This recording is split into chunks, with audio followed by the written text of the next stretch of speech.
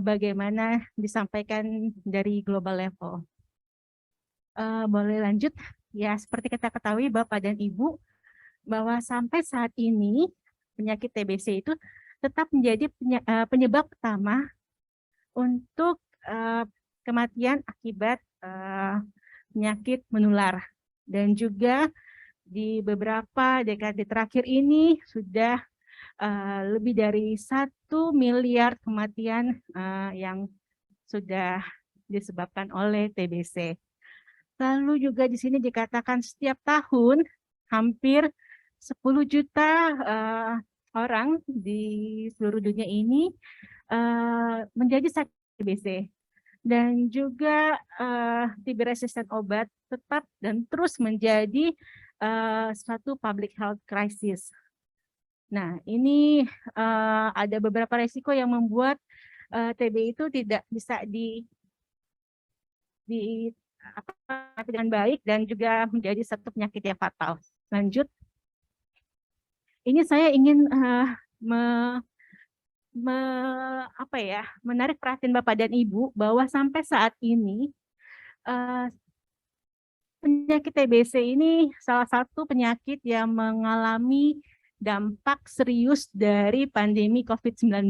Bisa dilihat di sini ada penurunan angka secara signifikan dari penemuan kasus TBC di tahun 2019 ke tahun 2020. Jadi kurang lebih 18% penurunan angka kasus secara global. Lanjut.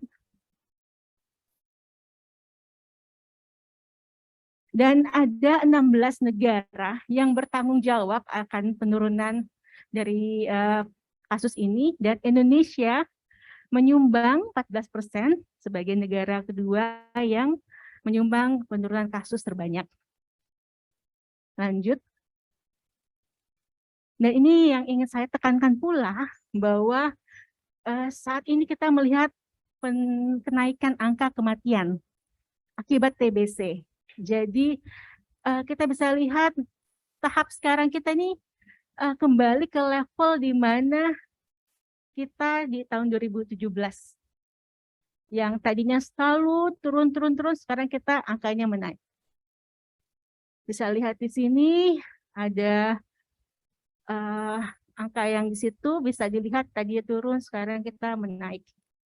Dan ini TB hanya menjadi urutan kedua sebagai satu kematian akibat single infectious agent setelah COVID-19.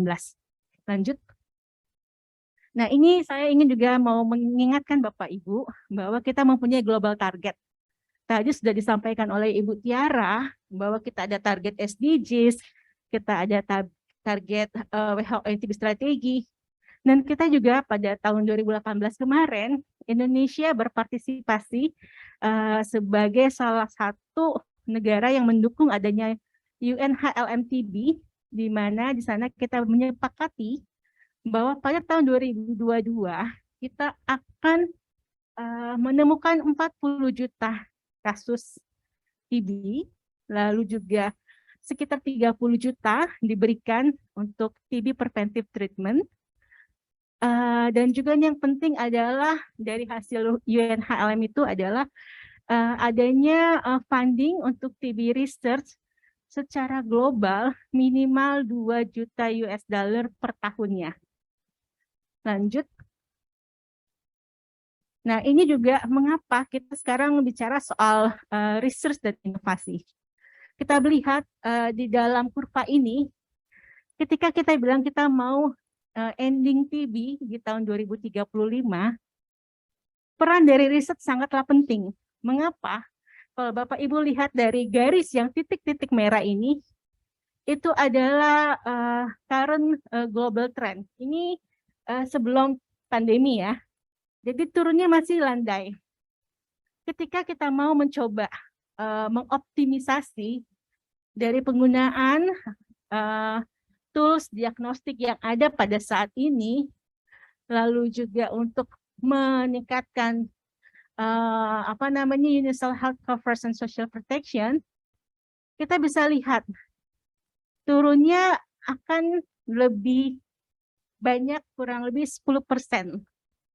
Tapi dengan itu saja tidak bisa mencapai ending TB di tahun 2035. Kita lihat di sini harapannya di tahun 2025 ini bisa mengintroduce tools-tools diagnostik yang baru, vaksin yang baru, obat-obat TB yang lebih pendek dan lebih baru, dan untuk penting di sini adalah treatment untuk latent TB infection. Ketika kita lakukan itu, dengan harapan di tahun 2025 itu penemuan baru itu ada, barulah kita lihat bahwa di garis di sini kita bisa mencapai target eliminasi TB di tahun 2035. Maka kita bisa mengatakan bahwa research dan inovasi adalah salah satu kunci utama agar kita bisa eliminasi TB. Lanjut. Ini kembali mengingatkan pada tahun 2013, WHO memperkenalkan NTB strategi dengan 3 pilar dan 4 prinsipalnya. Salah satu pilar yang ketiga adalah bagaimana kita mengintensify research and innovations. Lanjut. Dan di dalam pilar 3 ini ada 2 komponen utama. Yang pertama adalah bagaimana discovery, development of rapid uptake of new tools, intervention, and strategy. Jadi tidak hanya discovery-nya, development-nya, tapi juga rapid uptake. Lalu yang berikutnya adalah research to optimize implementation and impact and promote innovations. Ini adalah 2 komponen utama dalam pilar ketiga untuk NTB strategi. Lanjut. Nah, bagaimana research dan inovasi sejauh ini sudah berdampak dalam program TBC secara global. Jadi sejak ada NTB strategi itu dari 2013 sampai sekarang, kita bisa bilang bahwa sudah ada 12 new diagnostic test yang sudah direkomendasikan oleh WHO.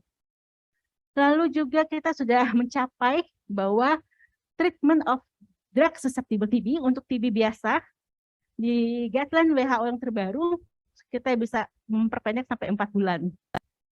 Lalu juga ada beberapa opsi untuk pengobatan TBC resisten obat, termasuk ke dalamnya untuk pengobatan 6 bulan dengan all oral regimen untuk MDR-TB.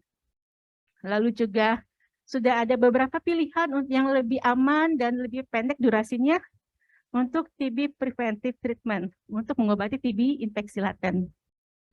Dan juga sudah ada new discovery buat TB vaccines. Di sini yang sudah ada di pipeline itu adalah M72 dan AS01E yang sudah menunjukkan kurang lebih 50% efikasi untuk untuk mencegah sakit TB, dan sekarang sudah ada di fase 2B. Lanjut. Nah, ini tadi yang dari UNHLM tadi. Sampai sekarang ternyata funding yang kita peroleh masih kurang dari setengah yang kita targetkan pada saat UNHLM 2018.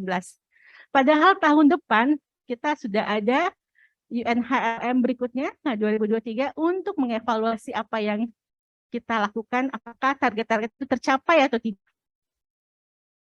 Kita bisa lihat sini dari 2018-2019 hanya 0,9 juta dari 2 juta yang diharapkan. Lanjut.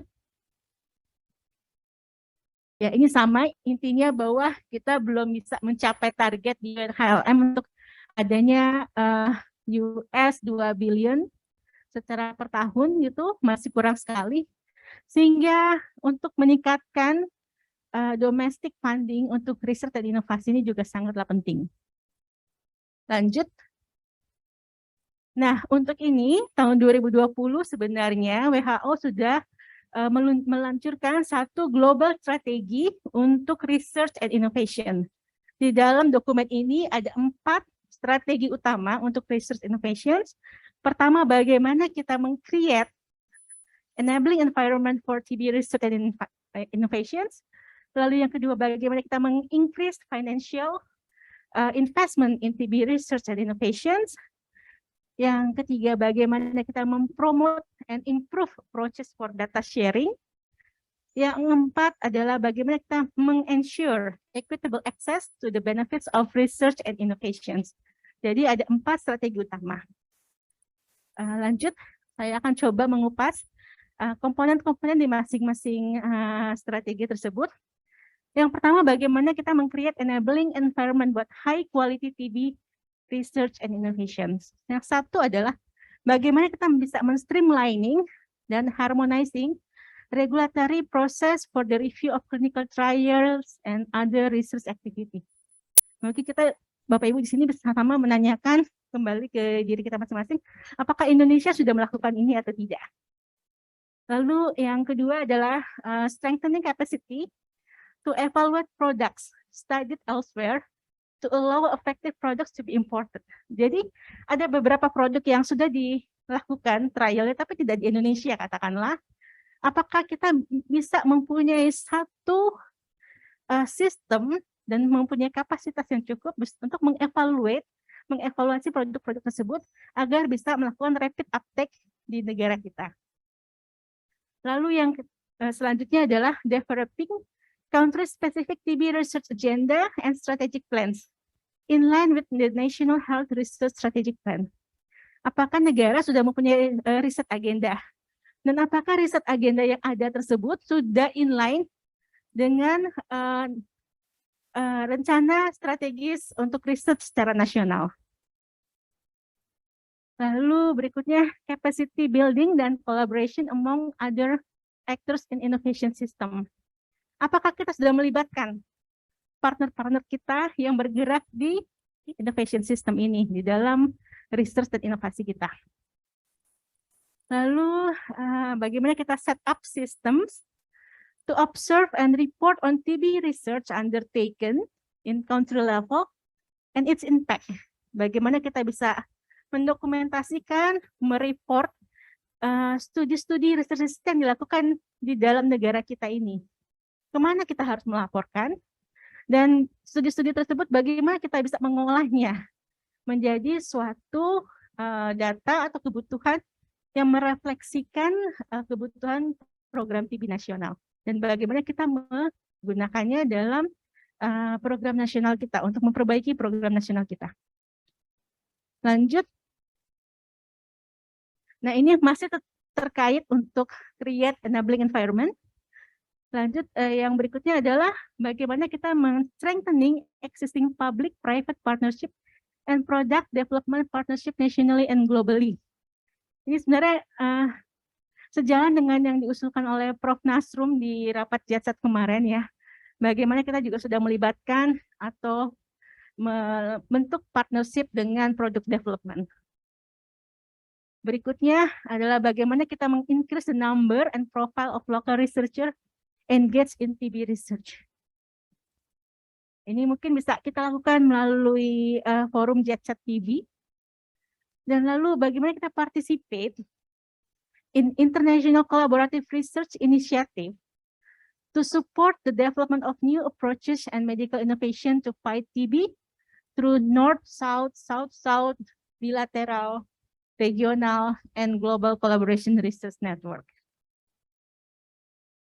Dan yang lanjut lagi, bagaimana kita meng-engage civil society dan affected communities to contribute into TB research in view to increase quality, relevancy, acceptability dari inovasi tersebut. Jadi apakah dalam forum jejaring riset kita sudah melibatkan komunitas tidak, terutama mereka yang terdampak oleh TBC. Lanjut. Nah, kita masuk ke strategi berikutnya, yaitu bagaimana kita meng-increase financial investment in TB research and innovations. Yang pertama adalah poinnya adalah bagaimana secara gradually kita meng-increase funding for TB research and development in relation to GDP and gross domestic expenditures on research and development. Berikutnya bagaimana kita implement the commitment on TB research financing mode in the political declarations of high-level meeting of General Assembly. Saya rasa ini Indonesia sudah lumayan excel ya, karena di WHA yang sekarang juga berlangsung, Indonesia selalu bring up issue bagaimana kita meningkatkan kapasitas riset di dalam TB. Dan juga saya tahu Pak Menteri selalu mengatakan untuk bisa melakukan satu riset pool yang ada di Indonesia. Jadi saya rasa untuk poin ini kita sudah lumayan lebih advance dibandingkan negara-negara lain. Lalu bagaimana kita set a target contribution for TB research funding that include both domestic funding dan funding for international collaboration. Kita sudah punya mapping nggak sih? Kita ingin punya target riset TB yang dibiayai oleh domestik itu berapa besar? Dan berapa besar yang dibutuhkan untuk bisa dibiayai oleh internasional? Dan kalau fundingnya dari nasional atau domestik, itu sumber-sumbernya dari mana saja? Apakah kita sudah pernah punya pemetaan seperti ini atau tidak? Lanjut. Lalu yang strategi berikutnya, yaitu promote dan improve approaches to data sharing. Poin pertama adalah bagaimana kita establish or strengthening national health information and vital registration system for the collection of high quality data that allow for reliable tracking of TB epidemic. Nah, saya ini juga rasanya kalau tentang vital registration system kita untuk beberapa tahun terakhir mungkin tidak bergerak ya. Nah, ini mungkin menjadi salah satu PR kita untuk memperkuatkan juga sistem vital registration system. Lalu untuk mendevelop or enhance policy untuk open data for and access to publicly funded scientific research to reduce duplication, untuk effort expected research and facilitate the translation of evidence international policies on tuberculosis. Jadi bagaimana kita membuka sistem untuk open data dan juga akses untuk riset-riset nasional yang sudah terlaksana di Indonesia supaya tidak ada duplikasi, dan juga bagaimana kita menggunakan hasil-hasil dari riset-riset yang ada untuk menjadi satu evidence dalam kita menyusun kebijakan nasional. Lalu yang terakhir adalah fostering voluntary technology transfer policies for the development and diffusion of knowledge and the wider transfer of evidence policy and practice. Lanjut. Dan strategi atau recommendation yang keempat adalah bagaimana kita mempromote equitable access to the benefits of research and innovations.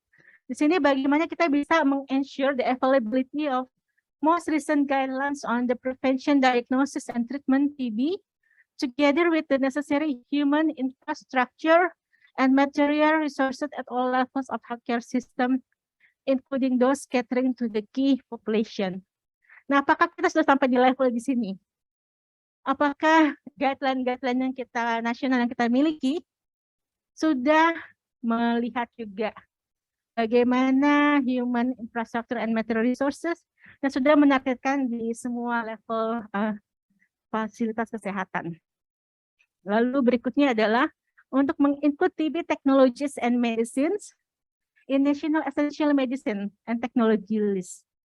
Nah, ini apakah sudah kita lakukan? Misalnya dalam Fornas atau inventory untuk teknologi TB, apakah semua sudah terdaftar dan sudah ada, kita punya list nasionalnya?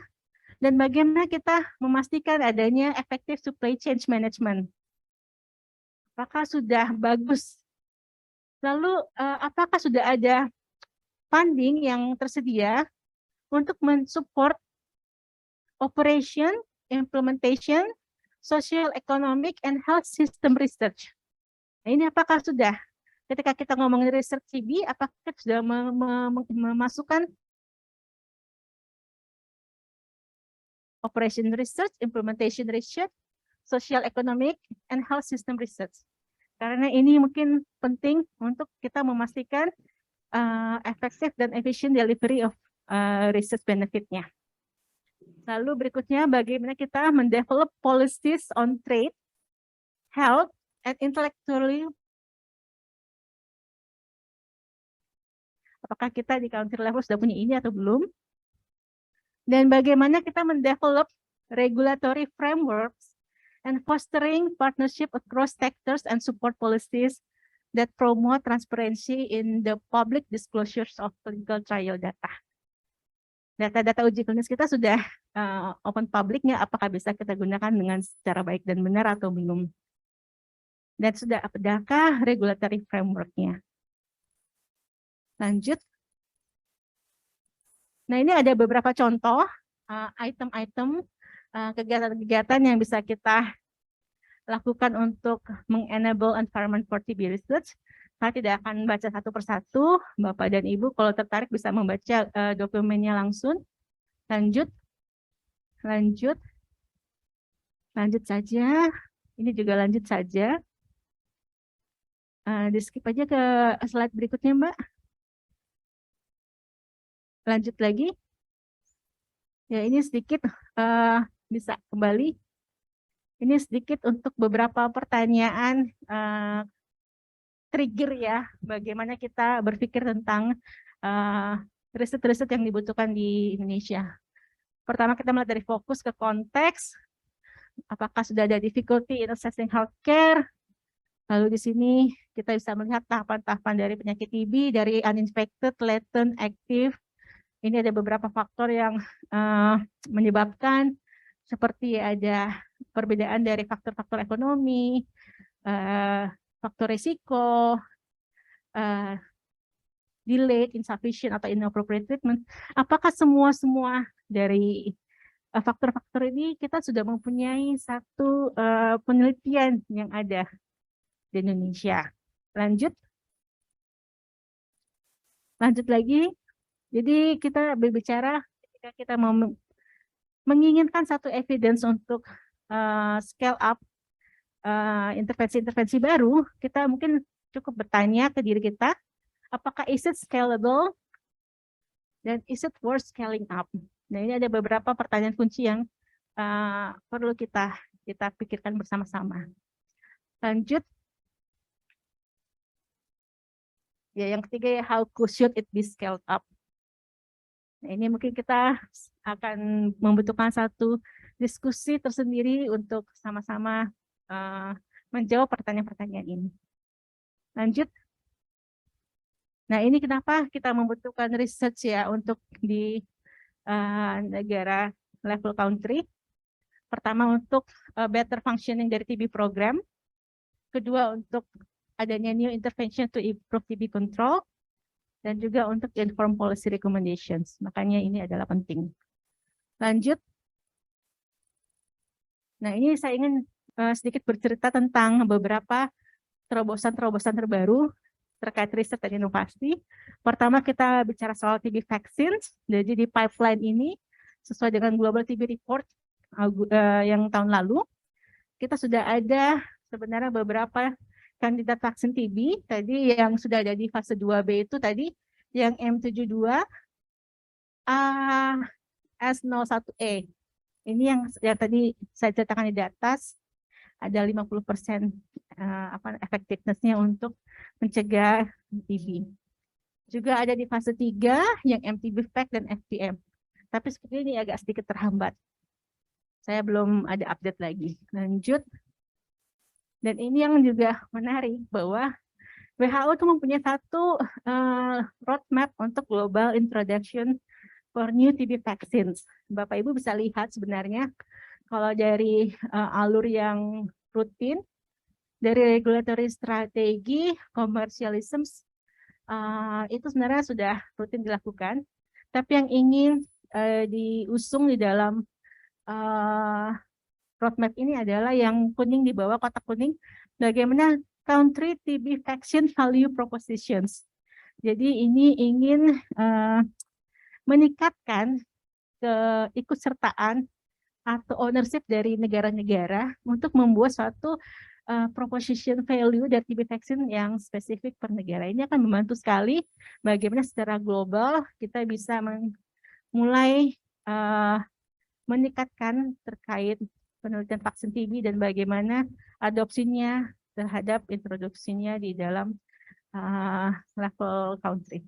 Seperti kita lihat, lesson learned dari COVID, cepat sekali vaksin-vaksin itu terbentuk, terbuat, dan cepat sekali regulatory prosesnya dan digunakan dengan secara cepat juga di negara. Kita harapannya nanti begitu vaksin TB tersedia, kita bisa mengikuti step-step dan pelaksanaan seperti halnya pada vaksin COVID. Lanjut. Nah, ini ada beberapa yang sedang di project development. Kita bisa lihat sudah ada beberapa WHO secara terus-menerus melaunch apa yang namanya kita target profile. Di target product profile ini atau TPP kita akan menjelaskan beberapa diagnostic tools, obat baru atau vaksin baru yang saat ini di dalam product development dan akan segera disosialisasikan. Jadi ini Bapak Ibu bisa kalau ada waktu browsing-browsing di websitenya WHO bisa dibaca ini semua. Lanjut. Dan ini yang juga ingin saya tekankan di sini adalah kita juga baru mempunyai satu WHO baru saja mengeluarkan satu dokumen terkait research gaps untuk improve policy and practices, di mana semua pertanyaan, riset pertanyaan, dan juga gaps yang ada dikumpulkan dalam dokumen ini. Dan dokumen ini penting ketika saat ini WHO sudah menyusun beberapa modul TB guideline yang terbaru. Saat ini Bapak Ibu bisa lihat yang pertama untuk preventive treatment, modul kedua screening, modul ketiga untuk diagnostik, yang keempat untuk treatment, dan yang baru launch yang kelima untuk TB childhood and adolescents, dan yang akan muncul nih di bulan November ini adalah modul ke-6 untuk TB and comorbidities. Dan ini pada saat penyusunan modul ini kita di WHO namanya GDG, Group Guideline Development Group, dan di GDG ini itu kita mengundang expert dari beberapa negara untuk berdiskusi. Dan untuk berdiskusi itu ada beberapa pertanyaan-pertanyaan research questions dan juga gap research untuk bisa diformulasikan di dalam penyusunan guideline terbaru. Nah, itu semua sudah diakomodir di yang buku yang di tengah ini. Nah, ini saya juga ingin menanyakan apakah dalam proses penyusunan guideline di tingkat nasional kita sudah melalui step-step yang sama. Apakah kita sudah melihat karakteristik atau gap yang ada di negara kita dalam konteks dan lalu lanjut ke dalam penyusunan guideline tersebut. Lanjut, contohnya seperti ini. Kita bisa lihat ini adalah lesson learned dalam waktu kita membuat guideline modul. Tadi saya bilang ada 5 modul yang sudah launch. Modul prevention, modul screening, diagnosis, treatment, and child and adolescents. Di sini kita ada semacam mapping gitu ya. Research gap-nya, number-nya berapa, lalu discovery-nya, clinical trial research yang ada, economic evaluation-nya seperti apa, epidemiological research-nya seperti apa, dan implementation research-nya seperti apa. Jadi harapannya adanya pemetaan atau identifikasi dari research gap ini bisa membantu untuk menjembatani kebutuhan research dan untuk mencapai suatu evidence informed policy dan juga implementation di country level. Ya, mungkin itu dari saya sedikit perkenalan tentang tadi guideline terkait global strategy research di global dari WHO. Atas perhatiannya, saya ucapkan terima kasih. Dan saya kembalikan ke MC. Baik, boleh beri tepuk tangan Bapak Ibu. Ya, terima kasih Dr. Maria Regina atas paparannya yang sangat memberikan gambaran dan juga menginspirasi kita semua untuk bisa menciptakan riset dan inovasi yang dapat membantu program eliminasi TBC dan mencapai target Indonesia bebas TBC. Baik, Bapak dan Ibu semua, mari kita beranjak pada acara selanjutnya, yaitu akan ada paparan terkait dengan peran Komite Ahli TBC dalam penentuan kebijakan berdasarkan evidence yang akan disampaikan oleh Prof. Dr. Ari Probandari, MPH, PhD. Beliau selaku Koordinator Bidang 6, Penguatan Riset dan Inovasi